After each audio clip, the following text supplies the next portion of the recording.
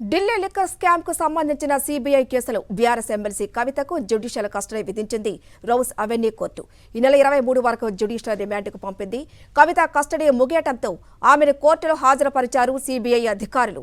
సాక్ష్యాలు ముందు పెట్టి ప్రశ్నించిన కవిత విచారణకు సహకరించడం లేదన్నారు. విజయ్ నాయర్, బుచ్చిబాబు, మాగుంట శ్రీనివాసులరెడ్డి మీటింగ్ గురించి అడిగినా కవిత ఎలాంటి సమాచారం ఇవ్వలేదని, తప్పించుకునే సమాధానాలు ఇచ్చారని కోర్టుకు తెలిపింది సీబీఐ. 14 రోజులు జ్యుడిషియల్ రిమాండ్కు పంపాలని విజ్ఞప్తి చేసింది. దీంతో ఎమ్మెల్సీ కవితకు 8 రోజులు జ్యుడిషియల్ కస్టడీ విధించింది రౌస్ అవెన్యూ కోర్టు.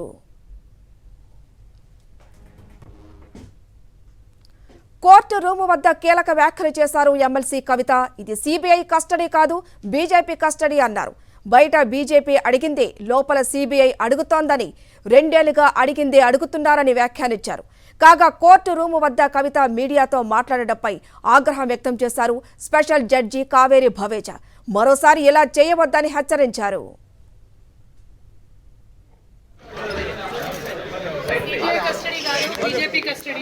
బయట బీజేపీ వాళ్ళు మాట్లాడేది లోపల సిబిఐ వాళ్ళు కూడా అడుగుతున్నారు. అడిగిందే అడుగుతున్నారు. 2 ఏళ్ల నుంచి నథింగ్ న్యూ.